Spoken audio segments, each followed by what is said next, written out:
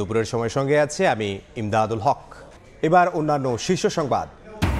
বৈষম্য বিরোধী আন্দোলনে আহতদের পুলিশের বিভিন্ন ইউনিটে কাজে লাগানোর চেষ্টা চলছে জানালেন স্বরাষ্ট্র উপদেষ্টা। সিআইডিকে দ্রুত মানি লন্ডারিং প্রতিবেদন দেওয়ার নির্দেশ। প্রায় এক মাস জেল খেটে ভারত থেকে ফিরলেন ৭৮ জেলে সহ ৯০ বাংলাদেশি প্রিয়জনকে কাছে পেয়ে আবেগ আপ্লুত স্বজনরা। ৯৫ ভারতীয়কেও মুক্তি দিল বাংলাদেশ। জিয়া অরফানেজ ট্রাস্ট দুর্নীতি মামলায় খালাস চেয়ে বিএনপি চেয়ারপারসন বেগম খালেদা জিয়ার আপিলের শুনানি আগামীকাল পর্যন্ত মুলতবি করা হয়েছে। দুপুরে এই আদেশ দেন প্রধান বিচারপতি সৈয়দ রেফাত আহমেদের নেতৃত্বাধীন আপিল বিভাগ। এর আগে গত ১১ নভেম্বর এই মামলার লিভ টু আপিল মঞ্জুর করেন আপিল বিভাগ। একই সঙ্গে ১০ বছরের সাজা স্থগিত করেন সর্বোচ্চ আদালত। পাশাপাশি আপিলের সারসংক্ষেপ ২ সপ্তাহের মধ্যে দাখিলের নির্দেশ দেওয়া হয়। ৫ আগস্ট শেখ হাসিনা সরকারের পতনের দিন বেগম খালেদা জিয়াকে মুক্তি দেওয়ার সিদ্ধান্ত হয়। পরদিন সাজা মওকুফ করে মুক্তি দিয়ে প্রজ্ঞাপন জারি করে রাষ্ট্রপতির কার্যালয়। আমরা আইনের শাসনে বিশ্বাসী। আজকে আমরা শুনানি করেছি। লার্নের senior advocate mister Joynal Abedin সাহেব ছিলেন, ব্যারিস্টার মাহবুব উদ্দিন খোকন, ব্যারিস্টার বদরুদ্দোজা বাদল, রুহুল কুদ্দুস কাজল সহ আমরা সকলেই ছিলাম। আগামীকাল আবার শুনানি অব্যাহত থাকবে। আমরা আশা করছি দেশনেত্রী বেগম খালেদা জিয়া ন্যায় বিচার পাবেন। ফেনী সহ সীমান্তে সব হত্যাকাণ্ডের বিচার দাবি ও ভারতীয় আগ্রাসনের প্রতিবাদে রাজধানীর বিভিন্ন স্থানে ফেরানি দিবস পালন করেছে বিভিন্ন দল ও সংগঠন। বিএনপি নেতারা বলছেন, দিল্লি এবার জুলাই বিপ্লব নস্যাতের ষড়যন্ত্র করছে। দেশটি বাংলাদেশের স্থিতিশীলতা ও ভালো নির্বাচন চায় না বলেও অভিযোগ নেতাদের। তাদের ফাঁদে পা না দিতে সরকারের প্রতি আহ্বান জানান বিএনপি নেতারা। ফেলানীর মৃত্যুবার্ষিকীতে জাতীয় প্রেস ক্লাবে প্রতিবাদ সমাবেশ আয়োজন করে লেবার পার্টি। এতে যোগ দিয়ে বিএনপি নেতা জয়নুল আবেদিন ফারুক বলেন, ভারত এখন জুলাই বিপ্লবকে নস্যাতের ষড়যন্ত্র করছে। বাংলাদেশের মানুষ নিজের রক্ত দিয়ে যে আন্দোলনকে সফল করেছে, সে আন্দোলনের সফলতাকে নস্যাৎ করে দেওয়ার জন্য আবারও আপনি ষড়যন্ত্র শুরু করেছেন। প্রেস ক্লাবে আলাদা অনুষ্ঠানে বিএনপি নেতারা বলেন, বাংলাদেশে ভালো নির্বাচন চায় না ভারত, তাই এ বিষয়ে সতর্ক থাকতে হবে অন্তর্বর্তী সরকারকে। আগে নির্বাচন না আগে সংস্কার, এই কথা যারা বলেন তাদেরকে বলবো, সংস্কার হচ্ছে একটা অন্তহীন প্রক্রিয়া।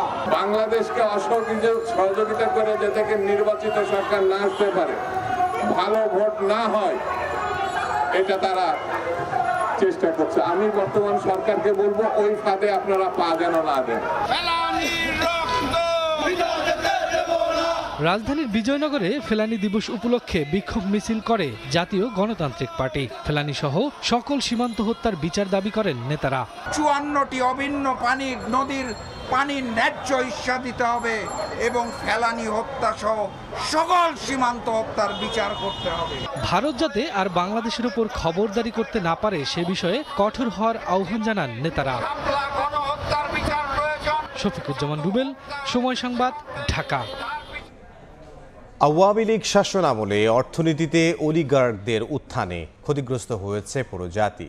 বিনিয়োগ পরিস্থিতির উন্নয়নে আগামীতে দেশে ব্যবসা বাণিজ্যের জন্য উপযুক্ত পরিবেশ নিশ্চিত করা হবে। দুপুরে রাজধানীর একটি হোটেলে বিটিএমএ আয়োজিত অনুষ্ঠানে এ কথা বলেন বিএনপির স্থায়ী কমিটির সদস্য আমির খুসরো মাহমুদ চৌধুরী।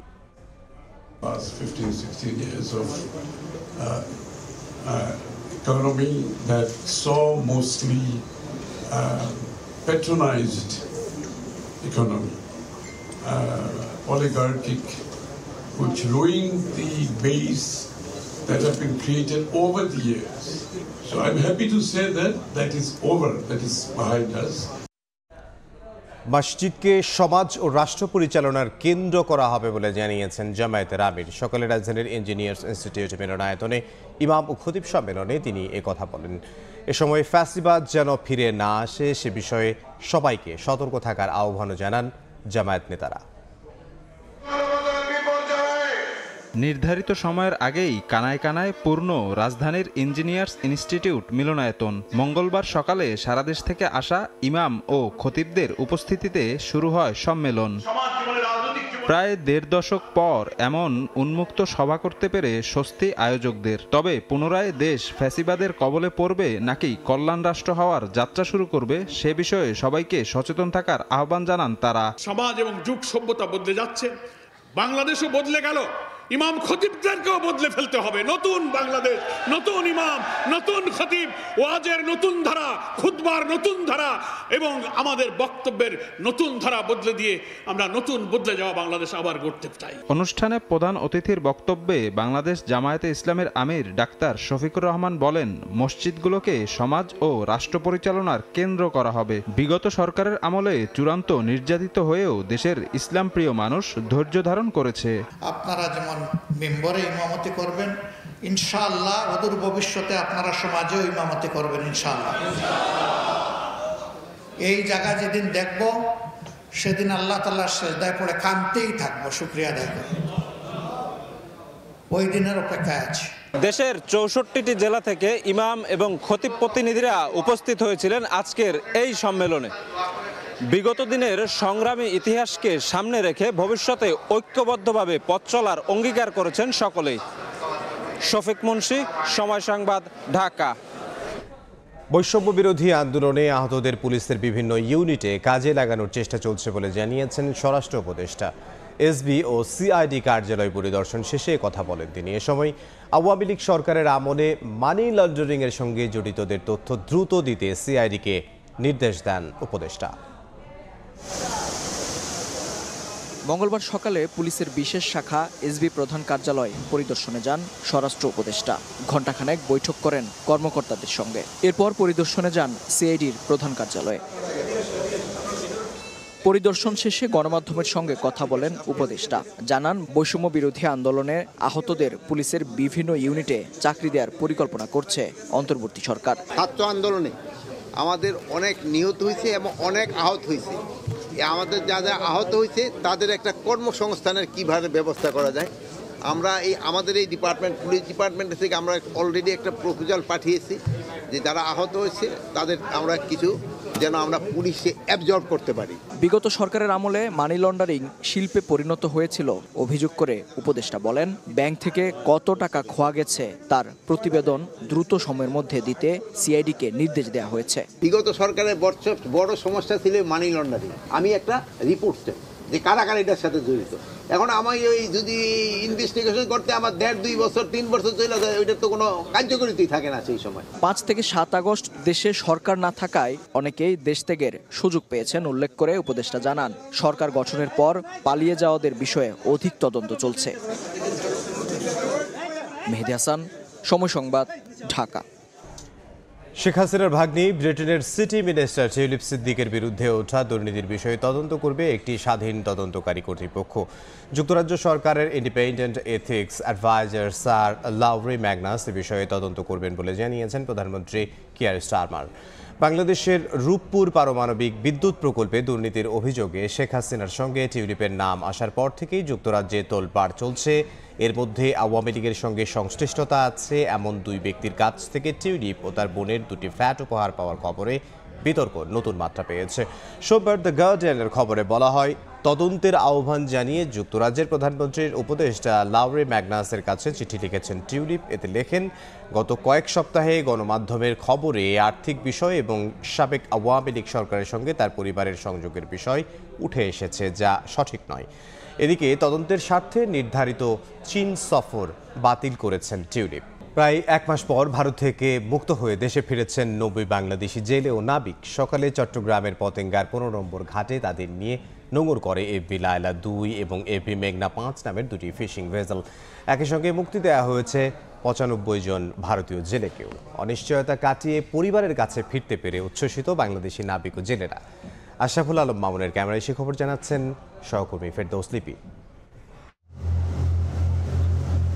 লাল সবুজের পতাকা উড়িয়ে মঙ্গলবার সকাল 9টায় চট্টগ্রামের কর্ণফুলী নদীর চ্যানেলে প্রবেশ করে ভারত থেকে মুক্ত হয়ে আসা ফিশিং ভেসেল এফবি লায়লা 2 ও এফবি মেঘনা 5। আন্তর্জাতিক জলসীমা থেকে এই 2টি ফিশিং ভেসেলকে এসকর্ট দিয়ে নিয়ে আসে কোস্টগার্ডের 2টি টাগবোট। পরে পতেঙ্গার 15 নম্বর ঘাটে নোঙর করা এই 2টি ভেসেল থেকে একে একে নেমে আসে 78 নাবিক জেলেসহ 90 বাংলাদেশি। এর পরের দৃশ্য আবেগ ও অনিশ্চয়তা কাটিয়ে নাবিক ও জেলেদের পরিবারকে কাছে পাওয়ার আনন্দের। প্রায় 1 মাস ভারত থেকে ফেরার পর কেউ ছোট্ট শিশু সন্তানকে জড়িয়ে ধরে আদর করছেন, কোনো মা ফেরত আসা নাবিক ছেলেকে পেয়ে হন অশ্রুসিক্ত। আমরা তো পরিবারের কাছে ফিরে যেতে পারবো, সেটা আমাদের কাছে অনেক সৌভাগ্য। অনেকটা স্বস্তি ফিল করতেছি, ভালো লাগতেছে আর কি। এই কাজের সাথে সংশ্লিষ্ট সবাইকে আপনাদের মাধ্যমে ধন্যবাদ জানাচ্ছি। কোনো খোঁজ খবর পাইনি, আমরা অনেক টেনশনে ছিলাম দুইটা বাচ্চা নিয়ে। আমার তো খুব আনন্দ লাগে, আমার ছেলে আমার কাছে আইছে আল্লাহ দিলে। কর্মকর্তারা জানান বাংলাদেশি জেলে ও নাবিকরা ভারতীয় জলসীমানায় গিয়েছে কিনা তা খতিয়ে দেখা হবে। আমরা পুরোটা যাচাই করে দেখব যে ওনারা বলেছেন ভারতীয় জলসীমায় চলে গিয়েছেন সেটা সঠিক নাকি ওনারা বাংলাদেশ জলসীমায় ছিলেন। সবার সম্মিলিত সমন্বয় এবং সহযোগিতায় আমরা এই কাজটি সফলভাবে সম্পন্ন করতে পেরেছি এবং আমি বাংলাদেশ সরকারের পক্ষ থেকে এবং পররাষ্ট্র মন্ত্রণালয়ের পক্ষ থেকে সংশ্লিষ্ট সবাইকে আন্তরিক ধন্যবাদ জানাই। সরকারের তৎপরতায় জেলে নাবিকরা পরিবারের কাছে ফেরায় স্বস্তিতে ভেসেল মালিকরাও। সরকারের সত্যিকার অর্থে অসাধারণ ভূমিকা ছিল, বিশেষ করে পররাষ্ট্র মন্ত্রণালয় আপনারা খুবই আন্তরিকতার সাথে চেষ্টা করেছেন। সব জেলে ছিল পটুয়াখালী আর বাগেরহাটে, তো ওদেরকে মামলা থেকে ছুটানোর ব্যাপার ছিল, যেগুলো স্বরাষ্ট্র মন্ত্রণালয় সবাই মিলিতভাবে এই কাজটা করে আসছে। গত অক্টোবর নভেম্বরে বাংলাদেশ জলসীমায় মাছ শিকার করার সময় 6টি ফিশিং ভেসেলে থাকা 95 ভারতীয় জেলে ও নাবিক আটক হন। বন্দি বিনিময় চুক্তির আওতায় তাদের বাগেরহাট ও পটুয়াখালী কারাগার থেকে মুক্তি দিয়ে ফিরিয়ে দেয় বাংলাদেশ। অন্যদিকে 9 ডিসেম্বর আন্তর্জাতিক সমুদ্র সীমার কাছে বাংলাদেশের 2টি ফিশিং ভেসেল সহ 78 জন এবং 12 সেপ্টেম্বর মাছ ধরার নৌকা ডুবে গেলে 12 বাংলাদেশি জেলেকে ধরে নিয়ে যায় ভারতীয় কোস্টগার্ড। বাংলাদেশ এবং ভারতের মধ্যে আটককৃত মৎস্যজীবী এত বিশাল সংখ্যক বিনিময় আর কখনো হয়নি, এমনকি একই দিনে ভারত এবং বাংলাদেশে যে বন্দি বিনিময় সেটাও ঘটেনি। এক্ষেত্রে এই বিষয়টাকে বিশাল সাফল্য হিসাবে দেখছেন কূটনীতিকরা। চট্টগ্রামের পতেঙ্গা থেকে ফেরদৌস লিপি, সময় সংবাদ। নির্বাচনী হলফনামায় মিথ্যা তথ্য দিয়েও প্রার্থিতা পেতে কোনো সমস্যা হয় না। যদিও মিথ্যা তথ্য দেওয়ার প্রমাণ মিললে মনোনয়নপত্র বাতিল সহ আইনের আওতায় আনার বিধান রয়েছে, কিন্তু ঋণ ছাড়া আর কোনো তথ্য যাচাইয়ের উদ্যোগ নেই নির্বাচন কমিশনের। সে কারণেই পার পেয়ে যাচ্ছেন অসৎ প্রার্থীরা। সুশাসন নিশ্চিতে মিথ্যা তথ্য দিলে শাস্তিমূলক ব্যবস্থা নিশ্চিত করার তাগিদ বিশ্লেষকদের। কাউসারা চৌধুরী কুমুর রিপোর্টে বিস্তারিত। I have a very penthouse, nice penthouse. I love suits. The Super 200 costs 6,000 pounds. আল জাজিরার এই রিপোর্টটি গোটা দেশে ঝড় তোলে কিছুদিন আগে। দেশের বাইরে সাবেক ভূমিমন্ত্রী সাইফুজ্জামান চৌধুরী জাভেদের অঢেল সম্পদের হিসেব উঠে আসে এই প্রতিবেদনে। যদিও তার সবশেষ হলফনামায় উল্লেখই ছিল না এসব সম্পদের। একইভাবে আওয়ামী লীগের সাধারণ সম্পাদক ও সাবেক যোগাযোগ মন্ত্রী ওবায়দুল কাদেরের ঘড়ি বিলাস নিয়ে বেশ আলোচনা আছে। তার হলফনামায় উল্লেখ করা বার্ষিক আয়ের চেয়ে বেশি দামের ঘড়ি তিনি পরতেন বলে গুঞ্জন আছে। নির্বাচনে একজন প্রার্থী নিজের 8 ধরনের তথ্য জানিয়ে হলফনামা জমা দেয়া বাধ্যতামূলক। হলফনামায় আয় সম্পদের হিসেব জমা দিতে হলেও সাইফুজ্জামান চৌধুরী কিংবা ওবায়দুল কাদের তাদের সব হিসেব জমা না দিয়েও প্রার্থী হয়েছেন কিভাবে? এই প্রশ্নের উত্তর খুঁজতে গিয়ে দেখা যায় কমিশন প্রার্থীর ঋণের তথ্য ছাড়া আর কিছুই নিজ থেকে যাচাই করে না। অথচ এই হলফনামার মাধ্যমেই ভোটাররা তার কাঙ্ক্ষিত প্রার্থী সততা অসততা সম্পর্কে ধারণা করতে পারেন। বিশ্লেষকরা বলছেন আগের কয়েকটি নির্বাচন কমিশন সরকারের আজ্ঞাবহ হওয়ার কারণে সুযোগ থাকলেও প্রার্থীর হলফনামা যাচাই বাছাই করেনি। আইনে কিন্তু বলা ছিল না যে নির্বাচন কমিশন এটা করতে পারবে না, স্বপ্রণোদিতভাবেই কিন্তু নির্বাচন কমিশন সেটাকে যাচাই করতে পারত। সেই আজ্ঞাবহ কমিশনের কারণেই কিন্তু আসলে এরা সুরক্ষিত হয়েছে এবং অপরাধ, দুর্নীতি এবং রাজনৈতিক অবস্থানের অপব্যবহারের মাধ্যমে, ক্ষমতার অপব্যবহারের মাধ্যমে সম্পদের সীমাহীন মালিকানা অর্জন, এই সংস্কৃতির এক ধরনের প্রতিষ্ঠা মানে মোটামুটি স্বাভাবিকতার রূপান্তর হয়েছে। এটা একটা ইন্টিগ্রেটেড প্রসেস, বাট কাজটা করবে নির্বাচন কমিশনের ভিতর থেকেই, দায়িত্বটা তারা পালন করবে, কিন্তু এই ক্ষেত্রে অন্যদের সহযোগিতা নেবে। নির্বাচন কমিশন আসলে ওই যখন প্রশ্নের সম্মুখীন না হয় ততক্ষণ পর্যন্ত আর কোনো বিষয়ে উদ্যোগী হয় না। ওপেন সিক্রেট থাকে যে লোকে জানে, কিন্তু অভিযোগ থাকে না বলে নির্বাচন কমিশন এ বিষয়টা আমলে নিতে চায় না। হলফনামায় তথ্য গোপন করলে বা মিথ্যা তথ্য দিলে প্রার্থিতা বাতিল করার দাবি জানান তারা।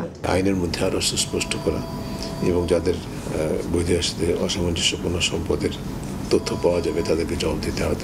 হলফনামাটা যদি আগে যাচাই বাছাই করে তার নমিনেশনটা এনশিওর করা হয়, আমার মনে হয় সেটা মোর এফেক্টিভ হবে। যদি সে মিথ্যা তথ্য দিয়ে থাকে তাহলে যারা ভেরিফিকেশন করলো তাদেরও দায় নিতে হবে, এবং যিনি মিথ্যা তথ্য দিলেন তাকেও দায়ী নিতে হবে। রাজনৈতিক বিশ্লেষকদের কেউ কেউ মনে করেন শুধু হলফনামা নয়, প্রার্থীর নির্বাচনী আয় ব্যয়ের হিসাবও যাচাই করা উচিত। প্রার্থীদের আয় ব্যয়ের হিসাব যতদিন পর্যন্ত বাস্তবভাবে স্বচ্ছ করতে না পারি এবং এটাকে যদি ট্রান্সপারেন্ট করতে না পারি, তাহলে আমাদের জবাবদিহিমূলক সরকার আসার সম্ভাবনা কম। বিশ্লেষকদের মতে হলফনামায় তথ্য গোপন করতে পারলে কালো টাকা উপার্জন যেমন সহজ, তেমনি পরবর্তী নির্বাচনে সেই টাকার অবৈধ ব্যবহারের সুযোগও তৈরি হয়, যা সুশাসন ও গণতন্ত্রের ভিতকেই দুর্বল করে। কাউসার চৌধুরী, কুমু, সময় সংবাদ, ঢাকা।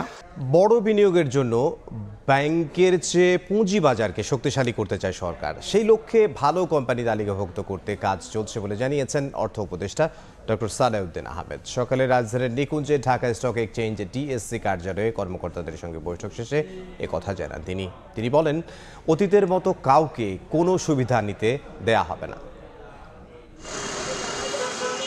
অন্তর্বর্তী সরকার দায়িত্ব নেয়ার পর পুঁজিবাজার উন্নয়নে স্বল্প, মধ্য ও দীর্ঘমেয়াদী পরিকল্পনা নেয়ার কথা জানায়। ঘুরে দাঁড়াতে শুরু করে বাজার, ডিএসসিতে বাড়তে শুরু করে সূচক ও লেনদেন। তবে ২৭টি প্রতিষ্ঠানকে জেড ক্যাটাগরিতে পাঠানো ও সাধারণ বিনিয়োগকারীদের আন্দোলনে তা পুনর্বহালের সিদ্ধান্তের পর লেনদেন খরায় পড়ে পুঁজিবাজার। ৩ থেকে ৩৫০ কোটি টাকায় নেমে গেছে লেনদেন। এমন প্রেক্ষাপটে মঙ্গলবার পুঁজিবাজার সংশ্লিষ্টদের সঙ্গে বৈঠকে বসলেন অর্থ উপদেষ্টা। পৃথিবীর কোনো দেশই কিন্তু বড় বড় ইন্ডাস্ট্রি লং টার্ম ফাইন্যান্সই সাধারণত পুঁজিবাজার থেকে আসে। ইকুইটি ফাইন্যান্সই বড় বড় কোম্পানি শেয়ার শর্ট করে, ব্যাংক ফাইন্যান্স আমরা আর ইস্যু করতে চাই, কারণ ব্যাংকের ফাইন্যান্স হলে কি, ব্যাংক হলো জনগণের টাকা, জমানত করার টাকা। জানালেন, কাউকে সুবিধা দিতে নতুন নীতিমালা নয়, বরং অংশীজনদের সুবিধা অসুবিধা অনুযায়ী সংস্কার করা হবে পুঁজিবাজার। বাজারে অনেক সময় দেখেন যে শেয়ার মার্কেট পড়ে গেছে, এটা বিকজ কত রিফর্ম হচ্ছে, নট দ্যাট কোনো পলিসি না হচ্ছে কাউকে ফেভার করা যেত, যেটা অতীতে না হয়েছিল আপনারা জানেন, আর শেয়ারটাকে বাড়াবে কি করে। বিনিয়োগকারীদের আস্থা ফেরাতে ভালো কোম্পানিকে অন্তর্ভুক্ত করার চেষ্টা চলছে বলেও জানান উপদেষ্টা। আস্থা ফেরানোর জন্য যথেষ্ট সহায়তা করছে, সিকিউরিটি এক্সচেঞ্জ কমিশনকে সাপোর্ট দিচ্ছি এবং বাংলাদেশ ব্যাংক ওনার সাথে কথা বলছে, ওনারা সাপোর্ট দিচ্ছে। এছাড়া বাজারে আস্থা ফেরানোর অংশ হিসেবে আইসিবিকে ৩,০০০ কোটি টাকা দেওয়া হয়েছে বলে জানান তিনি। MS আরিফিন, সময় সংবাদ, ঢাকা। রাজধানীর পূর্বাঞ্চলে চলছে ঢাকা আন্তর্জাতিক বাণিজ্য মেলা। আমরা মেলার সবশেষ খবর জানবো, সহকর্মী ইয়ানুর সিফাত সেখানে আছেন, সরাসরি যাবো তার কাছে। সিফাত। ঢাকা আন্তর্জাতিক বাণিজ্য মেলার আজ সপ্তম দিন এবং সপ্তম দিনের সকালবেলা আমরা যেমনটা দেখেছি যে ক্রেতা সমাগম তেমন একটা ছিল না, কিন্তু দিন গড়িয়ে এখন দুপুর এবং দুপুরের দিকে আমরা দেখতে পাচ্ছি যে সময়ের সঙ্গে সঙ্গে ক্রেতা বাড়ছে এবং এখন যারা এসেছেন তারা মূলত মেলা প্রাঙ্গণ ঘুরে ঘুরে দেখছেন, কেনাকাটা তেমন একটা করছেন না এবং তারা হচ্ছে মূলত দরদাম করেই কেনাকাটা করছেন এবং বিক্রেতার জন্য বলছেন যে মেলা প্রাঙ্গণ এখনও তেমন একটা বেচা বিক্রি জমে উঠেনি এবং বিক্রেতারা বলছেন যে 15 বা 20 তারিখের পরে মূলত মেলা জমে উঠবে, কারণ সে সময় বড় ধরনের ছাড় সহ নানা ধরনের অফার দেওয়া হয়। এছাড়া চলতি বছর মেলায় হচ্ছে 362টি স্টল রয়েছে, এর মধ্যে ভারত, পাকিস্তান, তুরস্ক সহ 60টি দেশের 11টি প্রতিষ্ঠান মেলায় অংশগ্রহণ করেছে। তারা মূলত জুতা, 3 পিস, শাল, ব্যাগ এবং অলংকার সহ বিভিন্ন ধরনের পণ্যের সমাহার নিয়ে হাজির হয়েছেন। তবে তারা বলছেন যে প্রত্যাশা অনুযায়ী পণ্য তেমন একটা বিক্রি হচ্ছে না এবং তারা বলছেন যে 10 তারিখ পর্যন্ত তারা দেখবেন যে বিক্রি কেমন হয় সেটা বোঝার জন্য এবং শেষের দিকে বিক্রেতারা বলছেন যে এইসব পণ্যেও ছাড় দেওয়া হবে। আমরা ক্রেতাদের সাথেও কথা বলেছি, তারা বলছেন যে এইসব বিদেশি পণ্যের দাম তুলনামূলক বেশি আর এই দামগুলো আর কিছুটা কম হলে ভালো। তো এই ক্ষেত্রে বিক্রেতারা বলছেন যে মূলত এসব বিদেশি পণ্য এবং বিদেশি পণ্যের ক্ষেত্রে যেমন হয় যে ভ্যাট ট্যাক্সের একটি বিষয় থাকে এবং এর কারণেই মূলত এসব পণ্যের দাম বেশি। তারপরও বিক্রেতারা বলছেন যে মেলা শেষের দিকে এসে এসব পণ্য ছাড় দেওয়া হবে এবং তখন হয়তো বেচা বিক্রি বাড়বে, এখন প্রত্যাশা অনুযায়ী বেচা বিক্রি না হলেও। এছাড়া ছেলেদের ক্ষেত্রে যেটা হয়, তারা হচ্ছে বাণিজ্য মেলায় আসে মূলত ব্লেজার কেনার ক্ষেত্রে। তো এইসব পণ্যে এখন তেমন একটা ছাড় না দেওয়া হলেও মেলার শেষ দিকে বিক্রেতারা বলছেন যে বড় ধরনের ছাড় দেওয়া হবে, তাই তারাও আশা করছেন ওই সময় হচ্ছে বিক্রি হয়তো বাড়বে। আর এছাড়া এই বছর হচ্ছে বাণিজ্য মেলাতে এবছর বাণিজ্য মেলাতে মূলত অনলাইনেও টিকিট কেনার একটা পদক্ষেপ নেওয়া হয়েছে। সো ক্রেতারা এই ক্ষেত্রে অনেকটা খুশি যে অনলাইনে তারা টিকিট কিনতে পারছেন। এই ছিল আমার কাছে ঢাকা আন্তর্জাতিক বাণিজ্য মেলা প্রাঙ্গণ থেকে সবশেষ খবর। পূর্বাঞ্চল থেকে আন্তর্জাতিক বাণিজ্য মেলার খবর জানাচ্ছিলেন সহকর্মী ইয়ানুর সিফাত। দুপুরের সময় আরও থাকছে। তুষার ঝড়ে বিপর্যস্ত যুক্তরাষ্ট্রের 30 অঙ্গরাজ্য, সড়ক দুর্ঘটনায় 5 জনের মৃত্যু, বাতিল কয়েক হাজার ফ্লাইট, পরিস্থিতি খারাপ হওয়ায় সব শিক্ষা প্রতিষ্ঠান বন্ধ ঘোষণা।